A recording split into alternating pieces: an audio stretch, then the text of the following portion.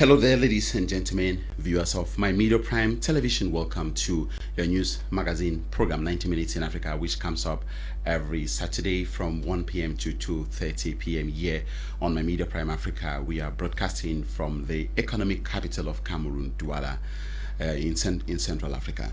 In today's edition of the program 90 Minutes in Africa, we are going to be taking a look at the decision by Burkina Faso's judiciary to try Blaise Compaoré over the murder of Pan-Africanist Thomas Sankara 34 years ago. And also we are going to be taking a look at how Africans can better manage stress as a stress management summit is being organized yesterday and today by Dr. Ezine Namdi Louise at a time when the coronavirus pandemic is having a toll on stress in Africa. So we are going to begin the program by introducing our guest. I want to welcome you, LABARAN BEKONDO. Thanks for coming to 90 Minutes in Africa. It's my fervent wish all the time to be here to share the African idea by looking at it from the African eye. So I always cherish coming to my TV, my Media Prime TV, to share that I have what I have with the public. And I thank you viewers for being there very fervent to watch us, to follow us, and to comment. I thank my host, my anchor man, Mr. Boh, for always giving me that privilege to answer present. Thank you. Thank you to LABARAN BEKONDO. And on my left is GISELE YITAMBEN. She's a Pan-Africanist and an entrepreneur. Thank you for accepting my invitation. Thank you, Mr. Boh, for inviting me again, and greeting for all the televiewers. I'm really happy to be here to share with you our views and discuss with you. Thank you so much. Ladies and gentlemen, we kickstart this edition of the program with the latest news from across Africa. The United Nations says it has suspended aid operations in Damasak in the Nigerian state of Borno after armed groups attacked workers and humanitarian agencies. A series of clashes this week between insurgent groups and Nigerian armed forces in the town have sent 80% of the town's population fleeing for their lives. Let's take you next door to the Republic of Congo, where the Republic of Congo's President Denis Sassou Nguesso has pledged to reform and simplify tax laws to help boost economic growth in that country. He was speaking yesterday as he took the oath of office in the capital, Brazzaville. The 77-year-old president came to power in 1979, ruling until he lost Congo's first multi-party elections in 1992, before returning to office in 1997 after a civil war.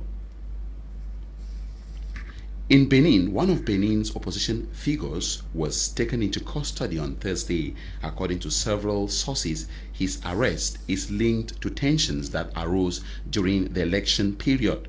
Joel Aivo, who is 47 years old from Porto Novo, is one of the opposition figures in the country. The constitutionalist and law professor was not able to run in the last presidential election. His candidacy file with his running mate Moise Kirikou was rejected because he did not have 16 sponsorships. Meanwhile, the victory of Patrice Talon has been approved by the Constitutional Court. Talon won 86.3% of the vote after a crackdown on opposition leaders left them exiled or disqualified from running in the ballot. Shortly after victory, Talon and his running mate Mariam Chabi Talata promised to install a new dynamic, describing the election as a signal that together they can go even further. Chad is still awaiting the result of the first round of the April 11 presidential election. According to officials, the results are coming in from different provinces of the country, either by plane or land. One of the election delegates said it is a long journey because of the disastrous roads. Presidential and legislative elections in Mali will hold in February 27, 2022, in just under a year. Possible second rounds are scheduled for March 13 and 20. According to Mali's Minister of Territorial Administration, this timetable strictly respects the 18 months that had been granted to the transition. A referendum on Mali's constitution will be organized this year around October. Now to Libya. Since his release, Saif al-Islam, Muammar Gaddafi's youngest son, is still to appear in public. However, those close to him are busy preparing for his return to the political scene. Few months back, supporters of the regime participated in the Geneva political process for the first time since 2011. They also won several seats in the 2020 municipal election. Saif al-Islam's supporters believe he would have a very good chance of winning the December general elections. Now to Ivory Coast, where former Ivorian militia leader Amade Kweremi has been sentenced to life in prison by the Abidjan Criminal Court for crimes against humanity. The militia leader has been found guilty of killing several hundred people on March 28 and 29, 2011 in Dokwe. More than 800 people died, according to the Red Cross, but the UN puts the figures at 300. Lastly, at least 41 people, including a child, have died after a boat carrying African migrants to Europe sank off Tunisia. According to reports from rescue teams, 3 survivors were rescued by the Tunisian National Coast Guard. The bodies of the 41 people, including the child, have already been retrieved. Those are the latest stories across Africa. Ladies and gentlemen, time for us now to get your machines and take a look at what websites have been saying about the continent during the week. It is time for Africa Web Zap, and we'll be right back.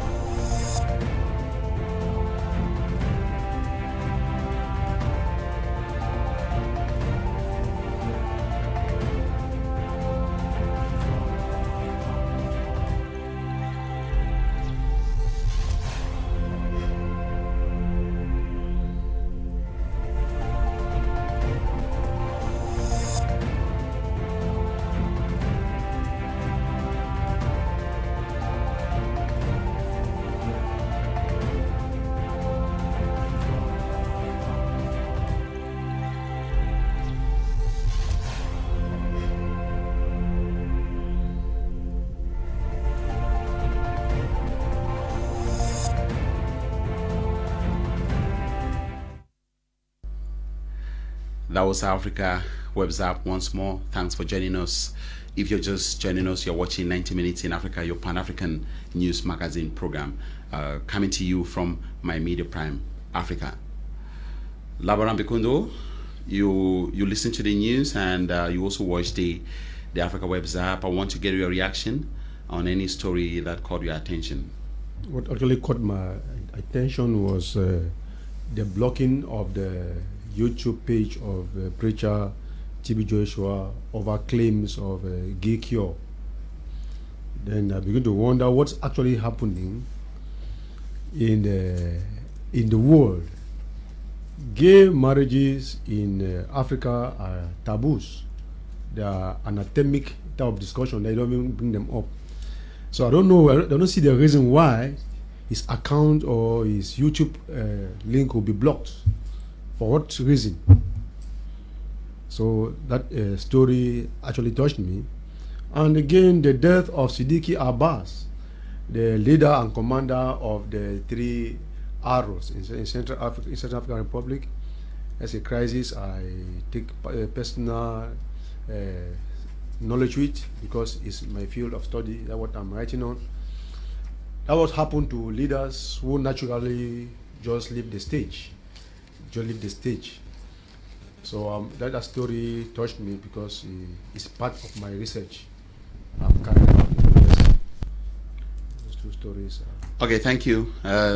Gisele, YITAMBEN, Yes. Once more, welcome to the program. I don't know whether you would like to react either to the news or maybe a story you saw on the WhatsApp that caught your attention. Quickly, I would like to see, I have a question. Who has appointed YouTube as a censor? Who gave them the right to decide that they are going to remove this or allow this? I think there is something really fishy here. And I think you should call on discussion, on debate on this so that we really understand who they are, how it happens, and so on and so forth. And then the other story was the non-apology said by the French minister, because we all, you know, there have been a lot of writing showing that France knew that the genocide in Rwanda was going to take place, and even many stories showed us they kept their eyes closed when this was happening. So those were my 2 comments. Thank you, Ivo Boh. I want to welcome you to the studio. Ivo Boh is just joining us. Thanks for joining us. Thank you, Elvis, and thanks to the viewers. So time for us now to open our first panel discussion for the day. Burkina Faso former President Blaise Compaoré is going to face trial over Thomas Sankara's murder, and the exiled president of Burkina Faso will be tried in absentia for the murder of Thomas Sankara, who is a Pan-Africanist highly respected across the continent. And I think it's an opportunity for us to take a look at this topic and understand some of the lessons we can learn. After close to 34 years, Blaise Compaoré too was president of Burkina Faso for close to 27 years, and he went on exile after an uprising. He's in Ivory Coast, but finally Burkina Faso's judiciary has decided that it is time for the dignity of Africa's, one of Africa's most popular Pan-Africanists, Thomas Sankara, to be restored. Bekondo, LABARAN, your reaction when you got the news at the during the midweek? What was your reaction to this when you got this news? I was very happy when I got the news. I was very happy. Sometimes justice moves so slowly, but it finally arrives its destination. So with Sankara, with the case of Sankara and Blaise Compaoré and his accomplices accused and called to justice by the Burkina court, was just a wonderful news. I was a younger man when this murder happened. I was too young, but very glued to the TV, Cameroon Radio Television, very glued, and especially with the program The World This Week. That's when I saw it. They said this guy was killed, was murdered. So from that time, I developed interest in African affairs. So when I got this news about the trial of the former president and friend, very close friend to Thomas Sankara, I was very, very happy that justice is coming to Africa. Justice is coming, at least if we stay in Africa. And it's a lesson for many Africans who are now present, who now rule people, who now are in the helm to control, that be careful of what you do, because for criminal acts like that of Sankara, it has the lifespan of a human being. A lifespan of a human being. That's why justice finally is coming. So justice will follow every other African who is having a hand to the life of any Pan-Africanist we have lost in this continent. So I was very happy, Mr. Boh, with that news. It's a wonderful news. Thank you, LABARAN. Gisele, YITAMBEN, I want to know from you, what do you think must have motivated this decision at this point in time, 34 years after? I mean, many had lost hope that those who killed Thomas Sankara will be brought to book. But 34 years after, here we are. What do you think must have pushed the Burkina Faso judiciary to accelerate the process after the president, Christian Kabore, took over? I believe that justice is a law. No matter how long it may take, it finally comes up. And that's what has happened. And we have to thank the civil society organization in Burkina Faso, because they have been fighting for so long. I remember even one organization there of Ouedraogo, who every year have a day to remind people that this was what happened to Thomas Sankara. It's coming up. We are still wondering, because COMPAORE is a Burkinabe, is a Ivorian citizen, but I'm really glad that this is being raised up. Okay, thank you. Thank you, Gisele Yitamben, Ivo Boh. He is not being tried alone.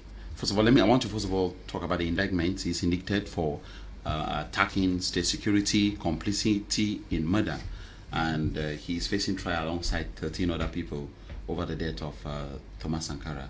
Do you think it is late, the decision to restore the dignity of Thomas Sankara? Do you think this decision is late?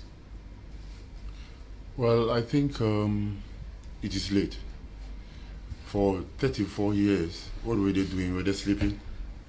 I think that it's late. When anything occurs, justice has to take immediate effect, even though sometimes they say it comes slowly. But justice has to be done immediately, you know, to prevent other issues from coming up. So I think that it is very late.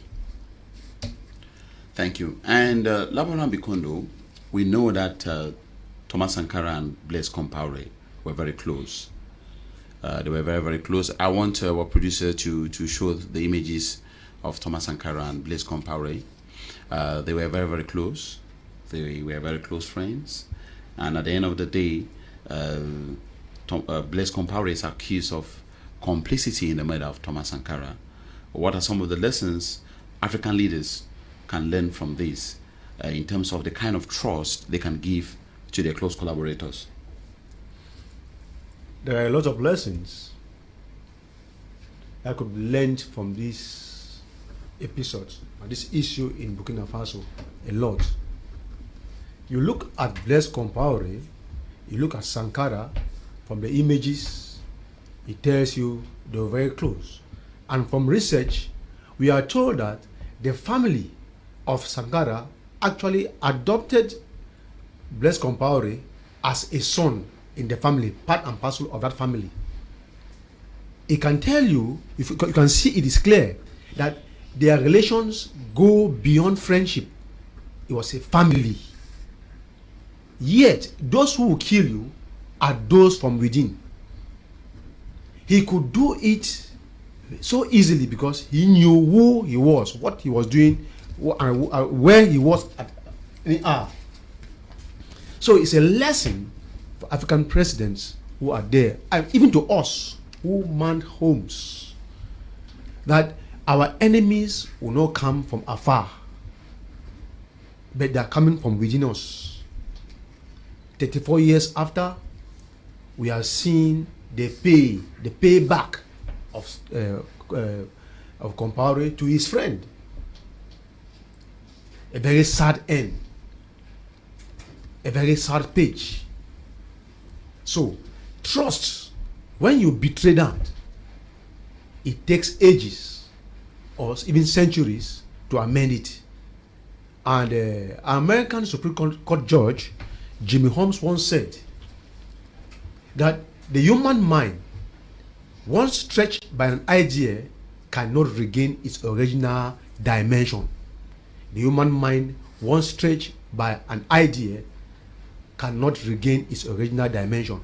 So, whatever Blaise Compaoré will say, whatever confession you make, the scar remains. The scar remains. Sankara is no more. But I believe wherever he's lying down, buried, there will be some movements in the grave. And Gisele Yitamben, after, it's true that for now, as far as the law is concerned, we cannot say that Blaise Compaoré is guilty in the Anglo-Saxon system, because in the Anglo-Saxon system, you are innocent until you are proven guilty.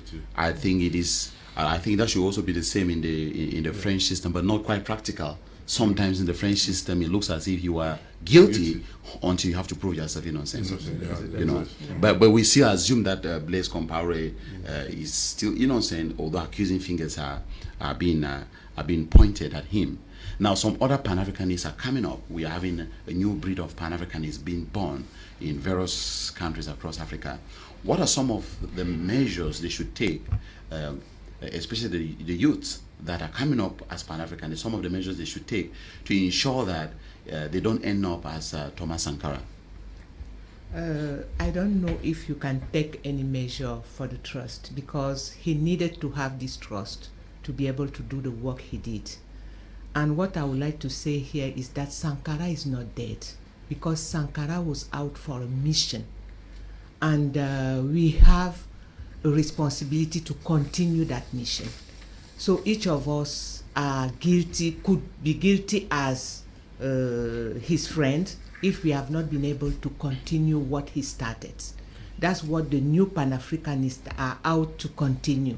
So for me, the legacy of Thomas Sankara, integrity, pride, resilience, and all those kind of things should be what accompany all the Pan-Africanists that are coming.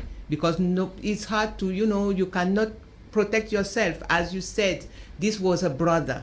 Where could he has hidden himself? No way.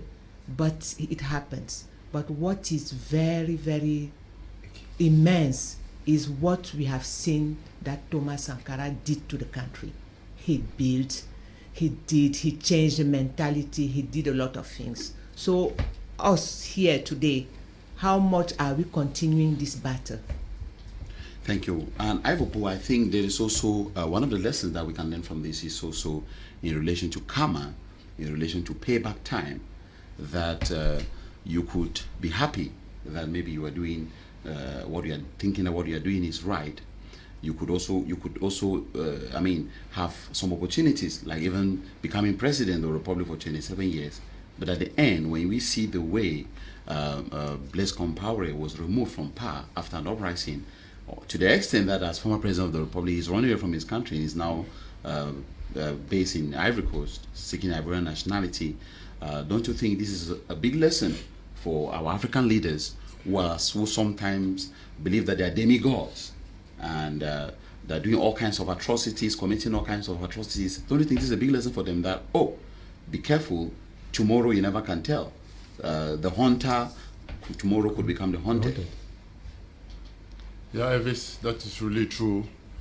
Apparently, what the devil gives is seemingly to be very important, very, very important. And at that particular moment, you may think that you're going to be there for a very long period. They used to say that there is a common saying that those who live by the sword will die by the sword. It is a situation of, as Madam was rightly saying there, that it is difficult for one to protect or to defend yourself against your own brother. You can defend yourself against an enemy. Look at the situation of Judas Iscariot, who betrayed Jesus, his own master. Look at the situation of William Shakespeare's Denis Brutus, who was the last person who gave the stab that killed Julius Caesar, his best friend. So you can protect yourself against an enemy, but not a friend. But for African leaders, for any other person, as we say, those who live by the sword will die by the sword. If you look at the chain, he came up through a foul means, and then definitely he has gone away through a foul means. Evil. When somebody sows, you cannot plant corn and you harvest cassava. Whatever you plant, you harvest it.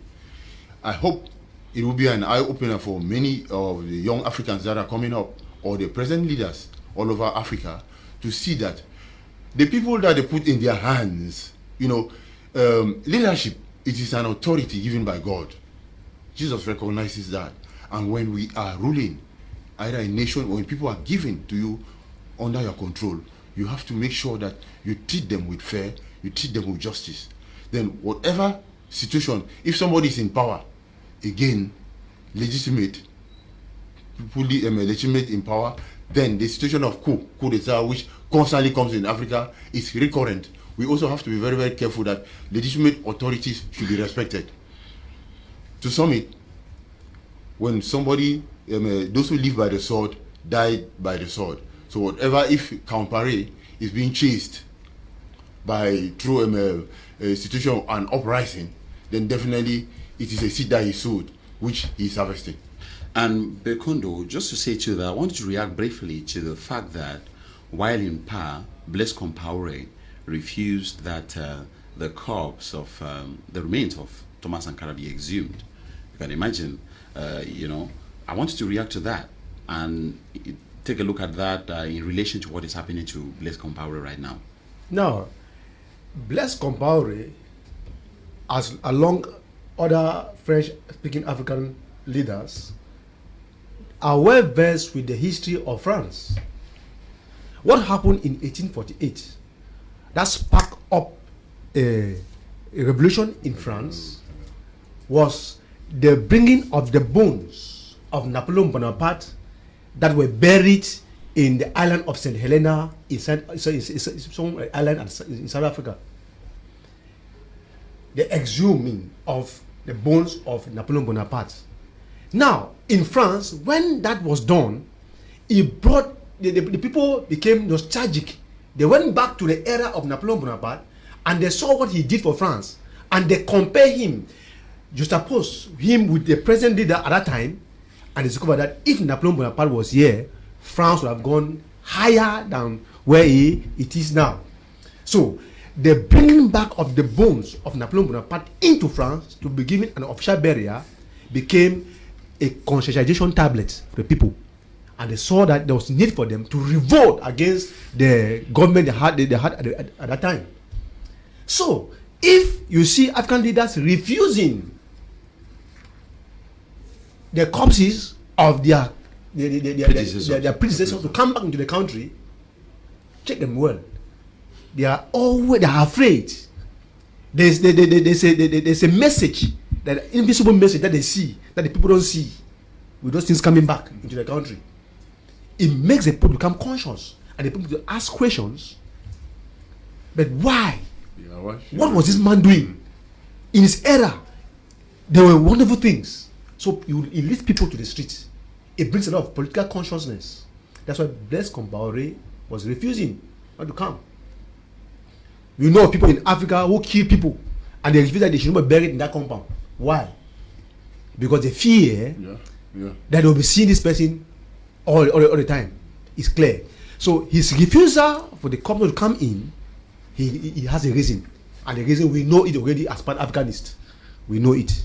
Gisele YITAMBEN, and I'm also afraid that what is happening to Blaise Compaoré could push our African leaders not to stay longer in power, because some of them will say, hey, you now see what is happening to Blaise Compaoré, all of that because he decided to, of course he was chased by an uprising, and so African leaders will say, well, if I've committed so many atrocities, then I will do everything possible to make sure I stay on. Because if I leave power, I never can tell. Some of the things, some of the atrocities I committed could haunt me in the background. I don't know whether we also see it from this perspective. First of all, I will say that Blaise Compaoré did not leave the power. He was chased out of the power. So it's not a choice. I believe that those who come in power with the idea of the love of their people should be able to outgrow themselves to say that I'm done enough. We need new blood.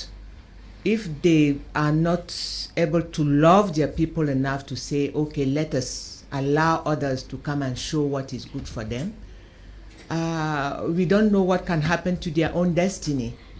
We don't know, Blaise Compaoré was so sure of himself. He was so protected by France. It's France who supported him to commit the crime he committed, to destroy what African was looking at, to destroy our hope, because you remember the 4 years that Thomas Sankara spent in power was 4 very, very outstanding years.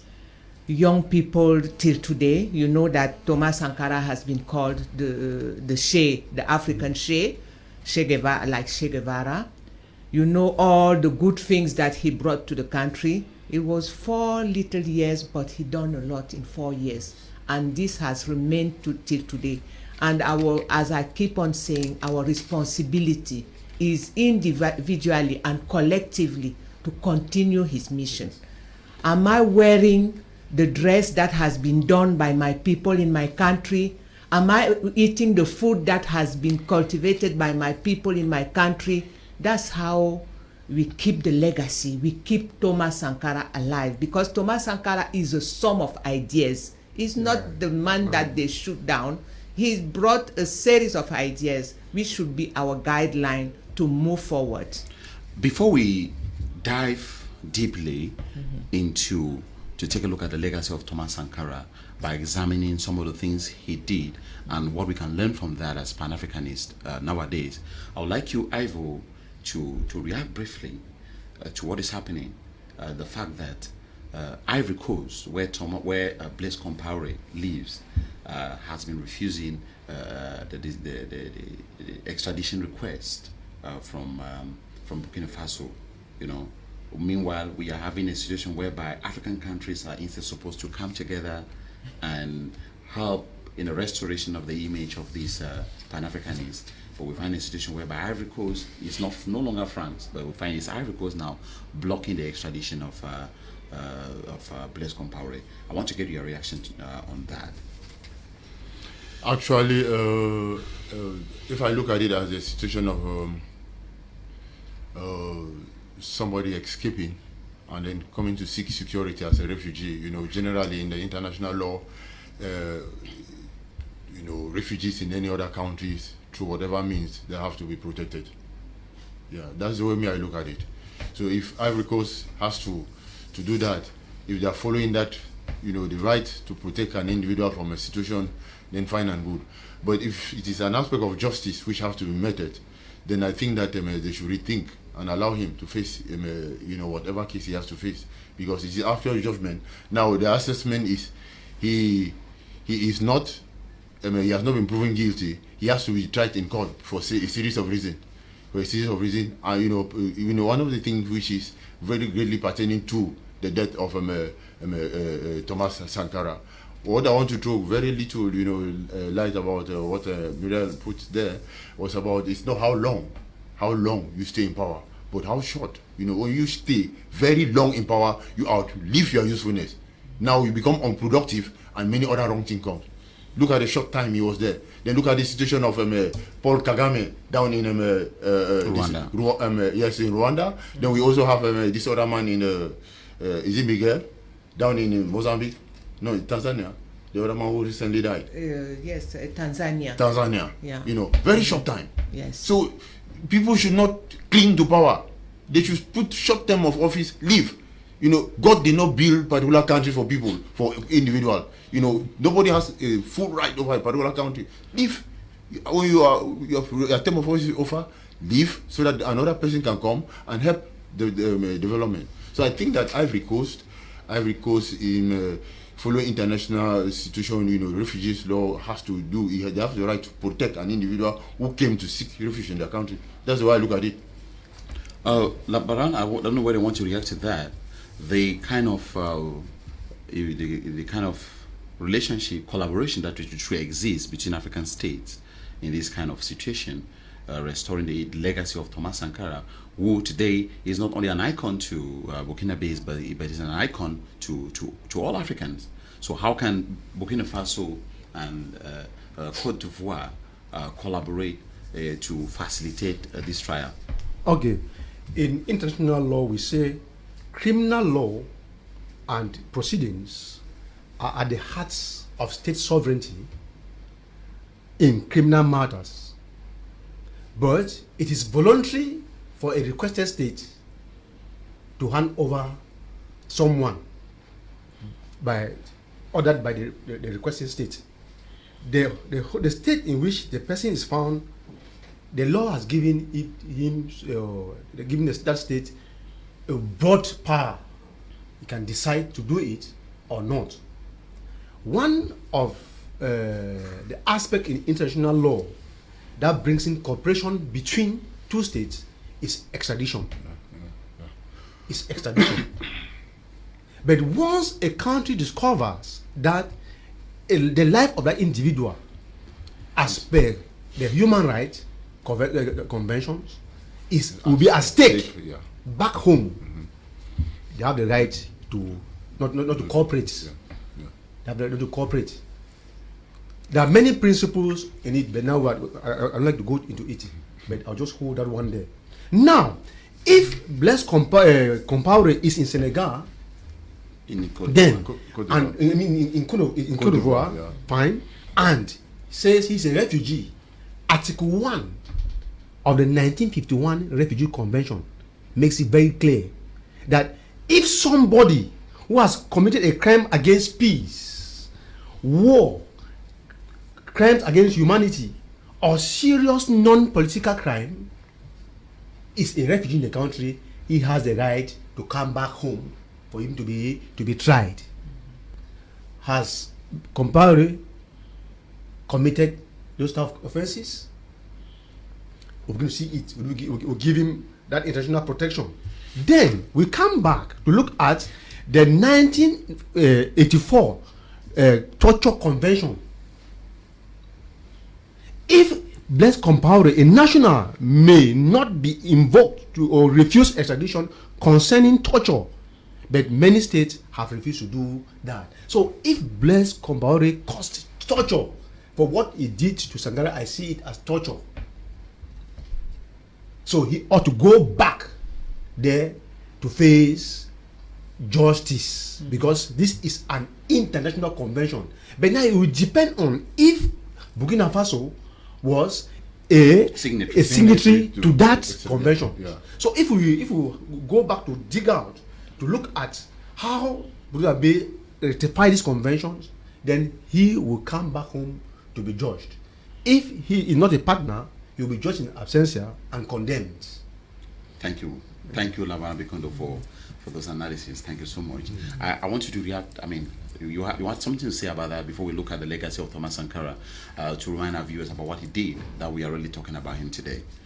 I wanted to add that the history here of Thomas Sankara, Burkina Faso and Ivory Coast is the history of neocolonialism, because Ivory Coast has always been in the business of Burkina Faso. It's not from today. Houphouët-Boigny was there, and we all know, we have been hearing that even the president of Cote d'Ivoire is a Burkinabe himself.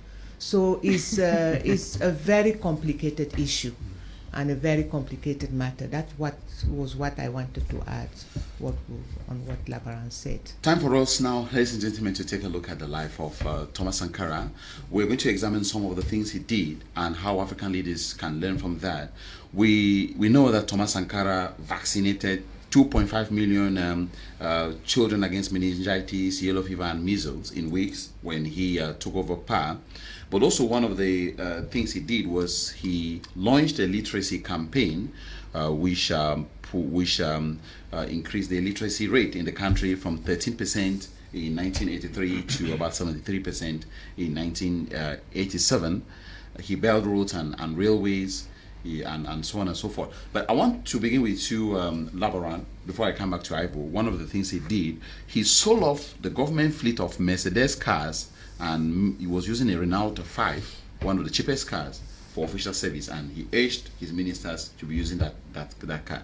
Unfortunately, we wouldn't show the images because we didn't have the copyright to show some of the images. But I want you to react to the fact that a sitting president will sell off government fleet of Mercedes cars, and then we use a very kind of a funny car, the Renault 5 car, to run government business alongside his ministers. Your reaction to that? Now look at the reasons behind. Because from the reasons behind, we appreciate or condemn. But his reason behind the selling of those Mercedes fleet cars was because of their expensive nature. How much was spent to buy those cars. And if you look back home, you look at these people who are lacking. There's no need for us having this fleet of cars while our own people cannot feed a day. So Sankara had that mind of humanity. Let the people back home enjoy. Let's cut down our expenses, because we was cutting down the expenses of Burkina Faso so as to tilt the excesses to the common man. But what our African leaders are doing now, they are doing the opposite of what Thomas Sankara did. They are buying the most expensive cars. And even in countries that are unable to raise a budget and owe billions and billions of dollars to that have been given to them through foreign aid or debts or billions and billions of dollars, you see that some of them are instead struggling to see how they can raise money and buy presidential jets. Yeah, that's in Africa. Why? Because most of those presidents who are there are just, they're under supervision by a bigger body. They're being remote controlled. Yeah, remote control. Yes. So you must, in every aspect of facet of your economy, social, political, you must be able to uphold their ideologies, buy what they are producing. Because it's useless for a president to ride on a car close to 100 million, while there are people in that same country who cannot eat food. They live in the streets. They live in squalors. They live in indecent places. They don't have access to health facilities, common drugs. Then you ride in a Mercedes car or a BMW or a Lexus, as they call it. I pray that the ideologies of Sankara should be in me first. Yeah, because it begins with me first. With me first, before I expect to see it from others. Ivobo, one of the things that Thomas Sankara did, he reduced salaries of civil servants, including his own salary. And apart from that, he also forced civil servants to pay 1 month of their salaries to finance public projects. That is, not only did he reduce their salary, but he told them that you have to pay 1 month of your salary to finance public projects. Do you think this can still work in Africa today? I don't think so. I don't think so. Instead, for the view, I try to view with him, because the intention at that particular moment is that each individual should contribute very greatly to nation building. And he might have met a situation of a country that is suffering. It is a country that is in the state of abject poverty, and he wants to revive the country. It takes a lot. Instead of going outside to borrow money, he wants everybody to contribute the least amount, the least in the way you can from your own pocket, and then we can build the country. Because when you go and borrow, you have to pay interest, and then you continue remaining poor. But in the present African situation, I find it a bit difficult. I say no, because look at the other situation of him selling many more plethora of cars in order to do what, to be able to look for cheaper cars, so that they can ride on, so that they can reduce expenditure. Presently, what happens? A good number of look at ministers in various African countries, they ride on Prados, which are 45 million. And these are countries which are under the line of, we call heavily indebted countries. Heavily indebted. Then a single minister and his entourage, and then getting to the directors, they have cars of 45 million. They go and look at a country like Japan, look at a country like Holland. The prime minister sometimes goes to work on a bicycle. So I think that this doesn't even work in Africa. There is a lot that for Africa to be able to pull, we have to go back. But I was saying that we have to leave the Sankara today.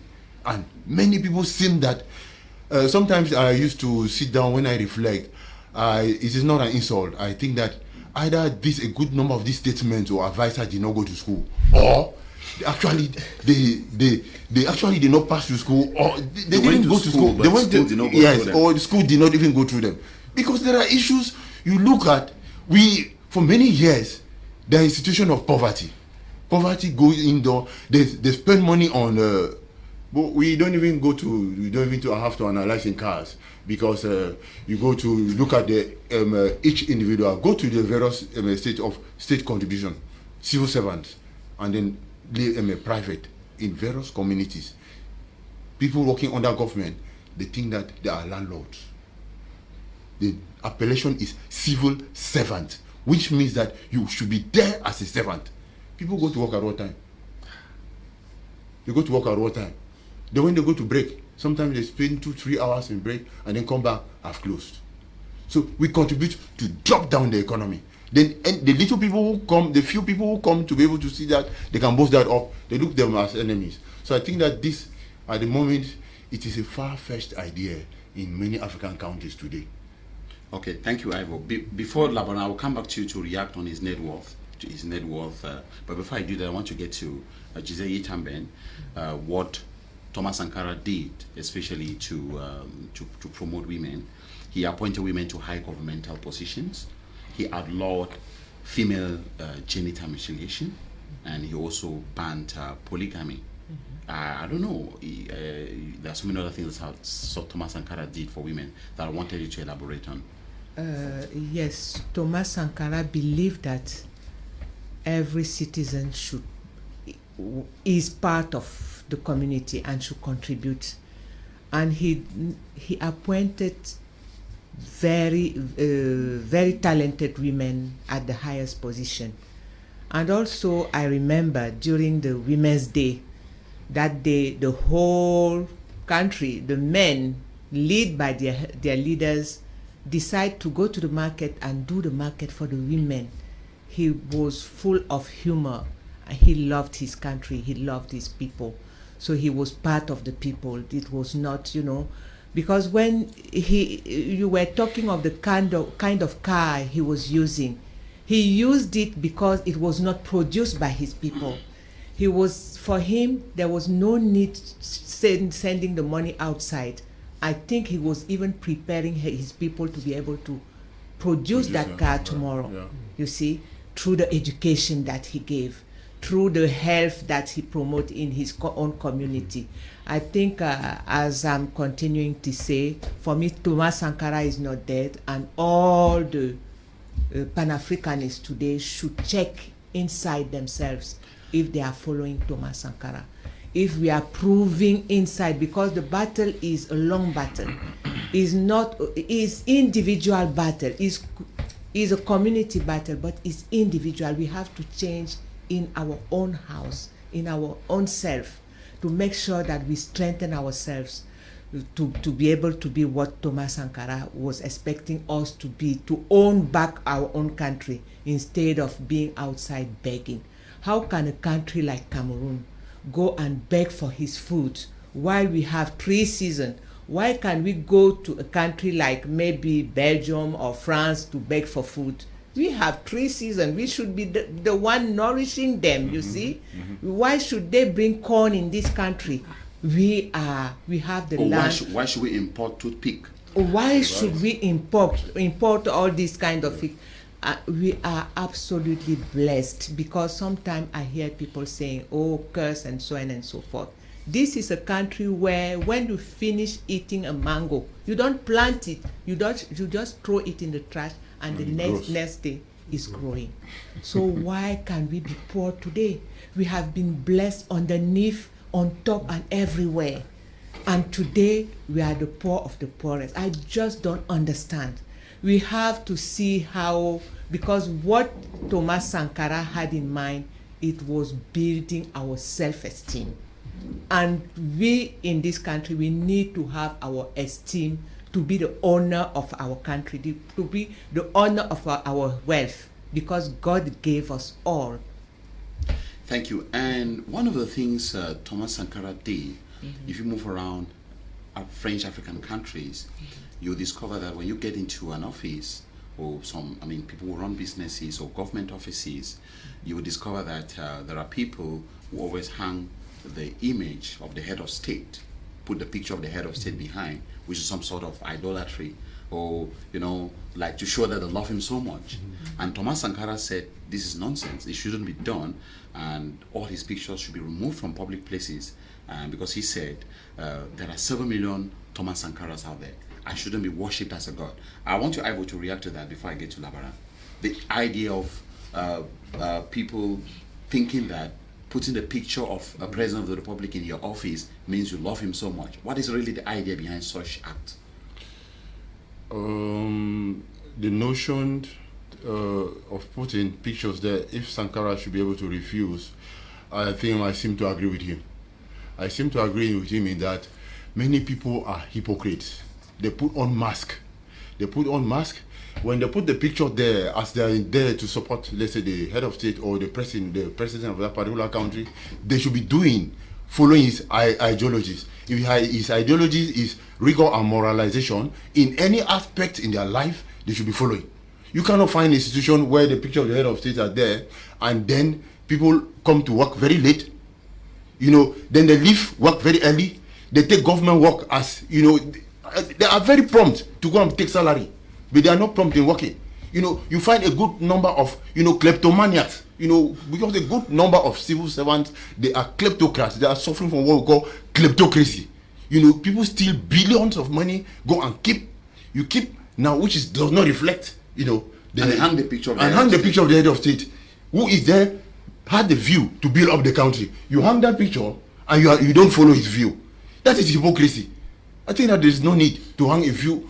Because when you hang, it means that you are there to support. For example, you go to the church. But the head of state will come and go. Yes. But the country is going to remain. Yes. I think instead of putting the picture of the head of state, you should put the picture of the coat of arms of the country. Or maybe the flag of the country. Yeah, the flag of the country is there. That is one of the national symbols. We have the coat of arms and so on, which has which reflects the entirety of the objectives of the state. But we should not idolize individuals. Because you are not working for an individual, you are working for a nation.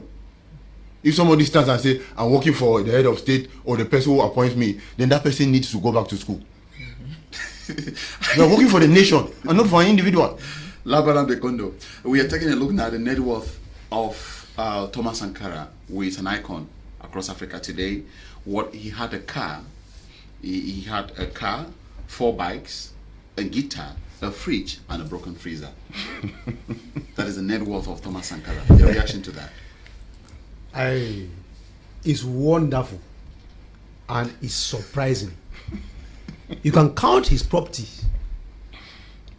Mr. Ivo, I would like you to repeat them again so that the listeners should listen, they should hear again what a was car, worth. 4 bikes, 3 guitars, a fridge, and a broken freezer. Compare Sankara and the African president we have now. Just compare them now. We have not seen what they have. We don't know what they have. We don't know what they have. But Sankara had 4 items. I'm seeing there. A car, 4 bikes, a fridge that is being broken, 4 bikes, and a fridge and a broken freezer. That is a leader. He had abundance, but he never looked into the abundance. He looked into the plight of the common man. Bekondo, I'm not cutting you short. Not only do our leaders, African leaders now, not only do they have everything, also they have made everything possible that their children should have everything. By putting their children in best schools, positioning their immediate family members in the best position, nepotism, and making sure that those who have never had opportunity to be in their position, those who are not related to them, should never have anything. This is the idea of the worst. Those who will propagate their doctrines will have all. In Africa, position is hereditary. Our presidencies have become chieftaincies.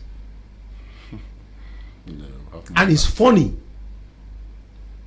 that our presidencies have become chieftaincies. Somebody stays in the palace or the state house for 30, 40 years. Is that your house?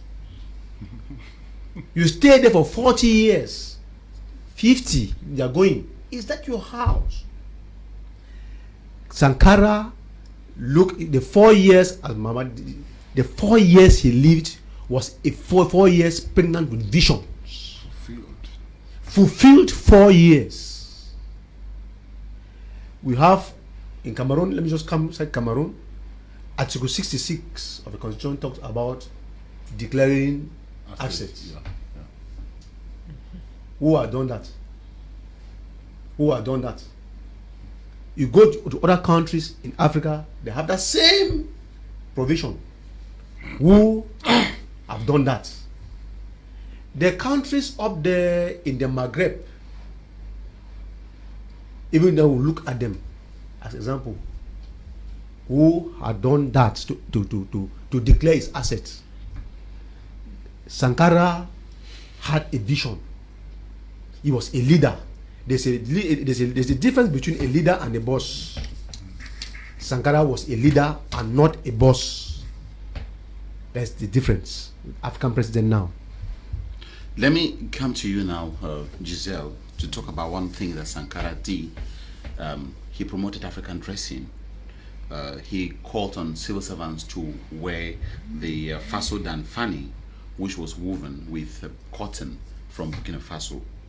At the time when Africans are no longer comfortable the way they look, some Africans are no longer comfortable the way they look, at the time when we are using cosmetic products that help in peeling off our black melanin, which has been admired by so many people across the world. At a time when most Africans believe that for you to look good, you must wear the Western coat and tie if you need to look good. But Thomas Sankara said, we need to value our identity. We need to promote our dressing, and we need to promote our products by wearing made in Burkina Faso. Your reaction to that? LABARAN said something very important, the difference between a leader and a boss, and Sankara was a leader. He came with vision, and I'm very happy today to see that COMPAORE is wearing the Faso Danfani, and it's amazing how much he has been able to, you know, to build the entrepreneurial skills of his own people by bringing the people to consume what they were producing, what they are producing. I think we cannot develop ourselves, you know, by selling all our money outside. We have to learn to value our own things. And this is, as I keep on saying, all of us should be Sankarist. And being a Sankarist is in our own personal habits. Because if we start, you know, running up and down, we can think that this will never happen. But if in our own house we promote it, the children will promote it in the school, everybody should promote it, you know, instead of sitting and just talking. Each one should take it, you know, in his own habit personally. That's how you are a soldier, you are somebody, you are a Pan-Africanist, you are a Sankarist. It's not by talking, it's by showing, by doing. It will take time. We have to build our esteem. The people came, they changed our names. You know, when I was born, my mother never carried the name of my dad, you see. But today they change everything, and we as feminists in this country, we are fighting to bring back, and instead of going and sit and tell them that we did it before, we had our name. It's you who came and get us to change our name into the name of our husband. So there are so many things that where we have to learn to really value what we have and to be able to go and share with other people. Because we come, people are, you know, you said something very important. People are, instead of really taking from within, they are just reciting what they have been said to say. Instead, while they have the mind of wealth inside. We have a lot to bring to the world. We are the first in this world. No history is built outside of nothing. So we have been contributors of the history of the world. So we have to know it. We have to keep on reminding ourselves that we are part of the construction of this world. No matter how brainwashed we are, we have to bring back and tell the real story to our kids. And one of the things, I mean, one of the craziest things that Sankara did, which really made me to laugh when I was doing research for this program, is that he refused to use air conditioning in the office because he tried to put himself, he tried to imagine himself as someone who does not have access to air conditioning. He said he will not use air conditioning in his office because it was a luxury which is not available to anyone. LABARAN. Yeah. Wonderful. As you are saying it, I'm laughing too. I join you in your laugh. To see an African president divorcing himself from the Europeanized way to gain access to the African way. Sankara was just an African and he wanted things to be done the African way. He had the people in his mind always, because once you have the people in your mind always, it beats and changes your attitude. I cannot have all, why there's a common man in the village who has never even seen it.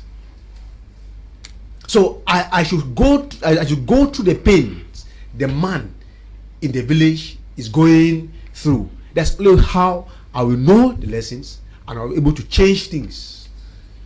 These were just simple things he was doing. Simple things he was doing. And you should find there are Africans now who are still doing that, even though unnoticed. So there's some people who are doing those things now, even though unnoticed.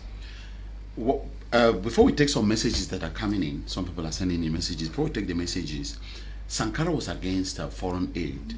He spoke against the new colonial penetration of Africa, and he spoke against foreign aid when he said we should be careful with that because he who feeds you controls you. That's true, absolutely true, because as I said, we have our own tradition and we have been eating certain foods. Today, when we import those foods, maybe those are the one bringing all the kind of disease that we are having today. And we could produce in our country. I said, for example, Cameroon has the best climate in the world. We have even a special climate here, the Yaoundé, the climate Yaoundé, which is special. We can produce corn, we can produce several things. And we have to learn to be happy with ourselves, because when you start requesting for aid, you lose your esteem. You stop trying to build, you know. We have to own our problems so that we can find the solutions for those problems. If we cannot feed ourselves, we should see what happened and what is happening, how we can go through about it. I'm his, you know, and 100% Sankarist, and I totally agree that we can do a lot with what we already have. And this foreign aid, you know that it ends up in the pocket of those who are at the government. It has never served the population. You see, the foreign aid is there to buy cars and so many other things. To save for their children. To save for their children at the expense, you know, saving, and then the population will still continue to pay for that, you know. While the children are there very comfortable. The government borrow and people steal. Yes. They borrow again, we steal. So that's and we why have to pay interest. That's why they are it's a kind of business they are inside. So they are not taking that aid for us. They are taking the aid for themselves and punishing us, keeping us slaves to continue working to pay back. You know, many of the people who are ruling our countries are accomplices of the neo-colonialists. You know. I want to. Okay, before you come in, I want to remind our viewers that if you're watching us, if you're just joining us, you're watching 90 Minutes in Africa, your weekly Pan-African news magazine program coming to you from my media Prime Africa, the Eye of Africa. We are broadcasting from Douala, Cameroon. Douala is the economic capital of Cameroon in Central Africa. And always feel free to participate in this program by either sending us an SMS or sending us a message on WhatsApp or as part of your contribution, and we are going to read it out in the program. I mean, let me take some messages, Ivo, and get your conclusions before I move to the second and last topic. Time for me to take some messages. Hi to you in the studio. The problem of African leaders living in affluence is a sample of real African mentality, because most often we insult those that are comfortable, offer treatment in humble hospitals, or send children to humble schools, or even drive in humble cars. We need to educate ourselves and our kids that leadership is rulership. Thank you, Kani from Limbe. Thank you, Kani, for sending in the message. I get another message which is just coming in now. Hello to you in the studio. For those who hang the photo of the President of the Republic, who compare our President to the Almighty, it will interest you to know that those people are not working for the country. They are working for the President. They are working for the President. This other message coming in. Hi to you in the studio. Let me remind you that we have bosses in African countries, not leaders. Apart from Mandela, Nelson, Sankara, Gaddafi, and Kofi Annan, bosses point hands while leaders extend hands. Bosses command while leaders search for ideas. Bosses are afraid of the people they rule while leaders are friends to their population. That's why the boss, in the name of a president, carries hundreds of guards around. Look at the Cameroon, the Desmond from writing from Itudi. Desmond writing from Itudi. Hello to you there, viewers. Thanks for trying to sensitize Africans on the admirable Thomas Sankara's legacy. But most of the time, we stand to swear by Britain or America, forgetting our own values, our true to ourselves. Please stop behaving as crying babies and as panelists. And as the panelist Gisele among you said, let us all be Sankaris, and by acting with wisdom. She's trying to appreciate what you said. So you can send your message. You can keep on sending your messages, and we are certainly going to read them. So the messages keep coming in. But time for us to talk about a very important issue. I don't know. I give you 1 minute to conclude. Before, let me talk about the next issue. Ivo. Okay. Since it's 1 minute, I will take one issue. I beg to differ with Sankara. You know, the issue that he said he was banning polygamy. You know, for me, I beg to differ with him. I don't think that banning polygamy is a favor to women, because first of all, polygamy is African. In the African traditional religion and the African traditional culture, polygamy is part of it. It's embedded in it. And the Muslim also think about aspect of polygamy. And for the Muslim also, you can get married to as many wives as possible. So at long least as four, highest four. Yeah, no, so long you can take care of them. But for the Africans, you know, women have not been complaining about the aspect of polygamy. So I beg to differ with him that the aspect of polygamy is African. So he shouldn't have banned it, because it's very good. There are many women who love. There are very few men. So sometimes, if you have as many wives as possible, you know, look at the king of Swaziland. Every year he gets married to a virgin. I applaud him for that. He's doing a good job, at least to please the ladies. Anyway, whatever the case, but I don't know whether you're going to react to that. Yes, I'm going, I want you to react. Definitely, I have to react, because I don't know what you call culture. Culture is a very dynamic thing, Okay. you know. And when you take, for example, a language, what I don't have in my language, I borrow it from another language. Like the table, maybe I don't have the table, I call it teple, you see.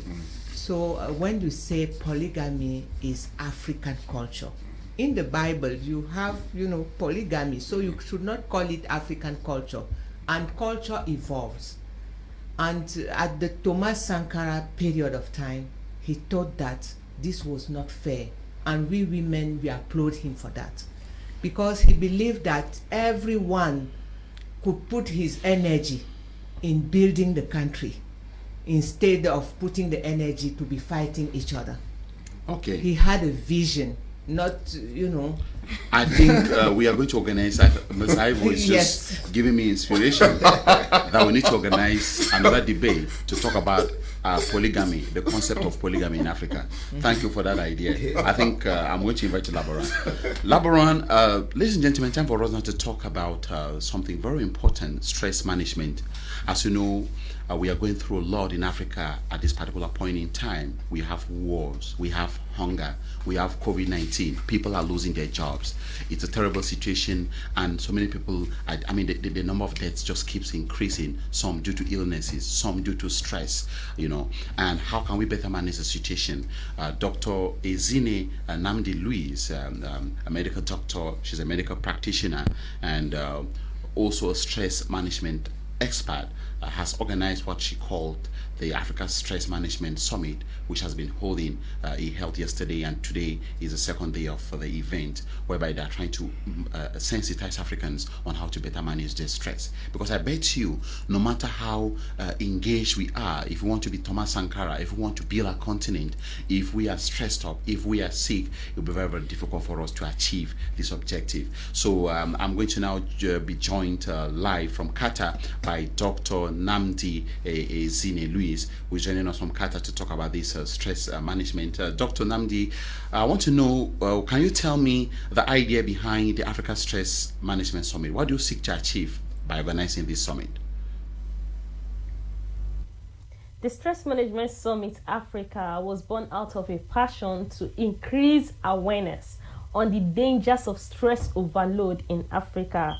Because we come from a part of the world where people tend to embrace stress as a badge of honor. That is why you see two people that are discussing, and one person is like, I had a stressful day. The other person will be like, no, your own is even small. I had a worse day. So people talk about it like a competition, like who had more stress than the other, forgetting that stress may be needed for improve productivity, but on the other hand, stress overload will worsen your health, affect your work, affect your relationship with people, and can even lead to untimely death.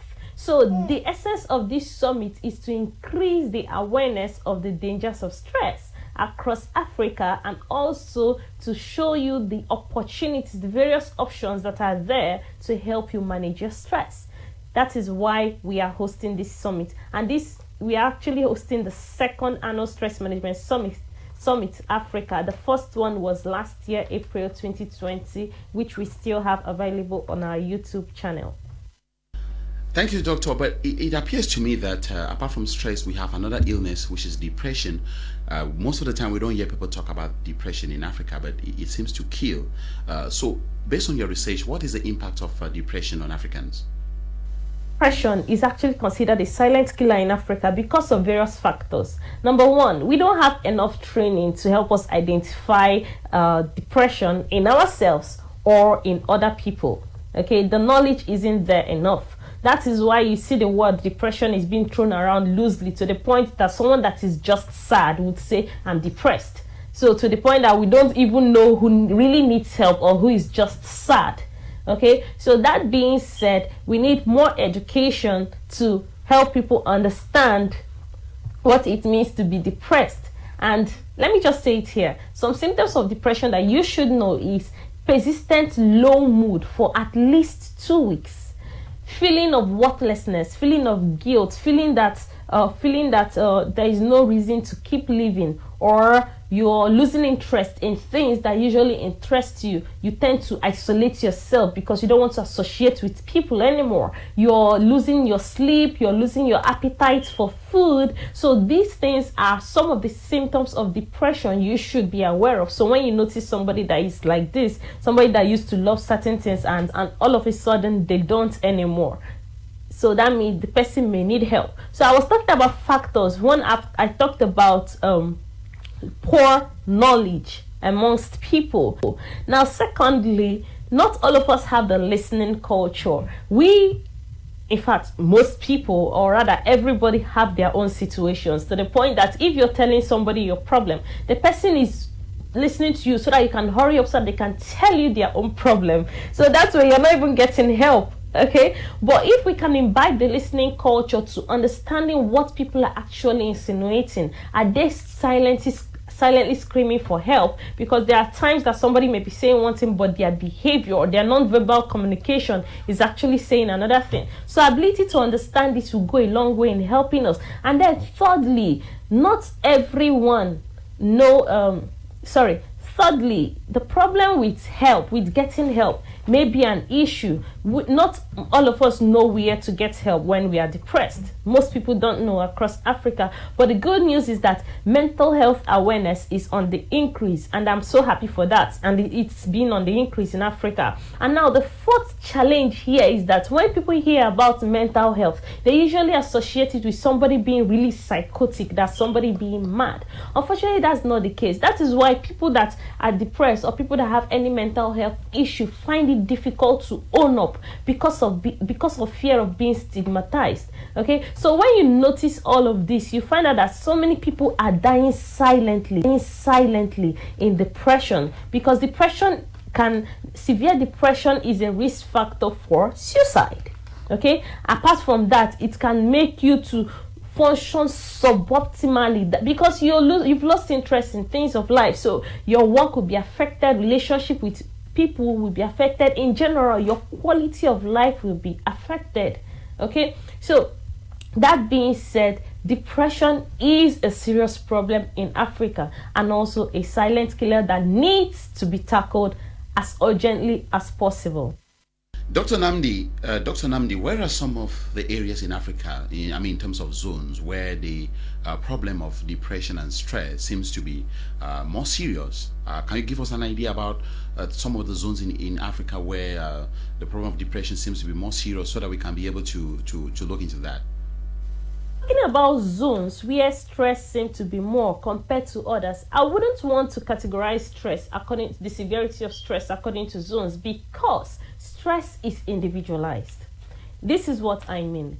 If two people are working in the same company, they are facing working in the same department, working under the same boss, facing the same level of workload, I can tell you that one person may be complaining that the workload is much compared to the other person. Okay? This is not to undermine the other person's hard work, but this is to make you understand that stress is individualized, in the sense that we experience stress, or whatever we call stress, is different, individual per individual, or individual by individual. Okay, so what we call stress, or how we perceive stress, or how we perceive situations, is different across individuals, because this is affected by several factors: your genetic makeup, your environment, your upbringing, whether you have a pre-existing health condition, the kind of support system you have, how much self-aware you have. So all these can contribute to how somebody responds to stress compared to the other person. So when we're talking about zone, it would be unfair to say, okay, people in this zone experience stress more, whereas you also find people in that zone that don't even understand what you're saying, because they are self-sufficient, they are self-aware enough, they know how to manage their stress. And then you undermine what the other people are experiencing, because you feel that whatever they are experiencing is minimal. Okay, so that being said, I would like to say it here that when somebody tells you that the situation they are going through is terrible for them, don't be quick to undermine it just because you are able to cope better with similar situation. For instance, let me say a woman that has given birth and just gave birth to the first child, and because you've given birth to 5 children and you're coping very well, this woman with 1 child just now complained of being stressed, and then you now tell her you only have 1 child, you shouldn't be complaining. No, you don't do that. You don't undermine what people are experiencing because you are able to cope better, because we have different ways of coping with situations. And like I mentioned earlier, there are several factors that affect, or rather that influence how we perceive situations. Okay, so that being said, I wouldn't categorize the severity of stress according to zones because it is highly individualized. Dr. Namdi, before you leave us, you cannot leave us without giving us some tips on how we can solve these issues related to stress and depression at a time when we are struggling with wars, we are struggling with hunger, we are struggling with COVID-19. What are some of the tips to handle stress, especially for Africans? Even if COVID-19 situation is solved, your own source of stress is not solved because you don't have a job yet. Okay, so that being said, first of all, we need to be self-aware enough to understand the source of our stress so that you will be able to tackle what is peculiar to us. And then I'm going to teach you something. I'm going to tell you something for those listening to me. When you're stressed, 2 things are involved. Number 1, there is a huge demand in front of you or a perceived threat. And then the second one is that you feel you don't have enough resources to tackle that huge demand or the perceived threat. Okay, so when you're stressed, what is going on? Does it mean you have to that you have to increase your resources? Like if it's a situation of you don't have enough money, does it mean you have to get more money to improve your resources? Or if it's a situation of you have so much workload, do you need to reduce the workload, giving you a huge demand? So that being said, just think about it this way. Do I need to improve my resources to help me cope better? The rest, you're not getting any relief at any time of the day. The hormones will keep being elevated. Before you know it, it will start affecting every organ in your body. That is when you hear about somebody that is young having high blood pressure, somebody that is young having diabetes, somebody that is young having heart problems, somebody that is young having stroke. Okay, because stress would worsen these situations. Okay, so as much as possible, find something each day that makes you feel good, that makes you laugh, that makes you relieve the tension. Even if it's listening to music, watching comedy shows, going for walks, investing in your hobby, taking care of yourself, anything it is, just invest in it each day to bring down the raging stress hormones so that you can be pumped for the next day's challenge, because each day comes with its own problems. Each day comes with its own challenge. So you're going to be intentional, you're going to be mindful enough to take care of yourself per day so that you can feel better and do better for the sake of yourself, your family, the loved ones around you, and everyone around you. So that is our goal, to increase awareness on the dangers of stress overload and also to give you options on how to manage them. Thank you so much, Dr. Hezin Namdi Louise, a Nigerian medical doctor and stress management expert based in Qatar. Thank you so much for your tips, and I just want to get a 1 minute reaction from my panelists here, and then we'll round up the show. Reaction from you after listening to Dr. Namdi. I think this is a very important topic. We cannot spend time talking about Thomas Sankara when people are dying of depression and dying of stress. At the time when people don't even have food to eat, how would they carry on with their Pan-African vision if they are depressed or in stress? Your reaction, LABARAN? It was a very, very laudable initiative, because I actually followed it so deeply, and Africa as a continent is synonymous to stress, because whatever is in Africa stresses us up. From the leaders, the economy, everything is stressful. This conference, very important. Yeah, it's very important. Madam Gisele YITAMBEN? I would like to say that I agree that there is a lot of sources of stress, and what I want to say here is about one thing that she said, that when in Africa you said that this is happening to you, the other person just waves it. Yes, but I think it's a way to continue the conversation, to tell you that, you know, you are not the only person. And when somebody comes with a huge problem, it's a way, when you are telling her that, oh, just for one child, you are not coping, I had 4, it's a way to help the person, you know, to cool down, manage his own the stress. So, and one thing that I want to add is that Thomas Sankara used to get all the offices, all his colleagues doing sports.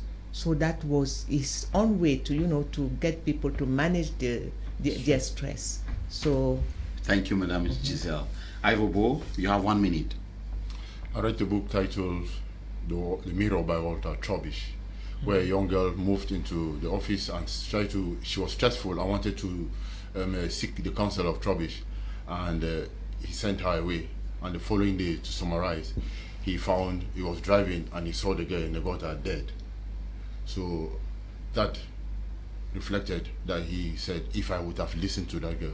It is good for us to give listening ears when somebody wants to present something to you, especially when the person is stressed up or when the person is disturbed. It is good to listen to the person. And then we also need to create time for relaxation and entertainment. Most of the time they say too much work without play makes Jack a dull boy. So we need to create time for relaxation. And last, again, it is advisable to take one thing at a time. You cannot do everything. Do what you can do, and what you cannot do, leave it. You cannot, even if you do what, you cannot be able to do everything, and you cannot be able to solve all your problems at the time. There are sometimes some problems get a solution by themselves. Thank you so much, Boh. I take some last messages. Wow, at the time when I'm closing the program, messages are instead pouring in. let me take the messages to encourage them so that they can be sent from time to time. Thanks. I want to continue by saying we shouldn't be hypocrites as COMPAORE, who killed his friend and brother. My dear uncle, give a warning to our health authorities in Cameroon who are refusing our own pharmacopoeia to accept against COVID-19 as against foreign drugs called vaccine. Last Wednesday, Johnson & Johnson rendered the blood of some.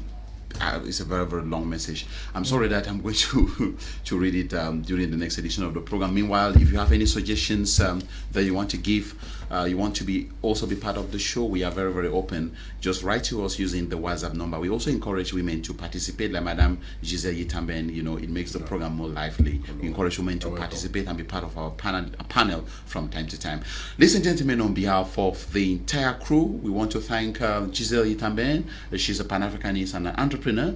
Actually, she is the president of the association for the support of female entrepreneurs in Cameroon, which means that if you're a female entrepreneurs still trying to come up, you can meet her for her to mentor you because she's the president for the support of female entrepreneurs in Cameroon. I want to thank LABARAN BEKONDO, a researcher and an analyst. I want to thank Boh, also a researcher and analyst, who have accepted to be with us in the studio. I thank Christian Tebo, I thank Eli, I thank the entire production team and administration technical crew for participating. Especially, I don't forget Dr. Namdi Louis Ezine, a stress management stress management expert who joined us from Qatar. That was 90 minutes in Africa. Thanks for watching. I'm Boh Elvis. Bye-bye.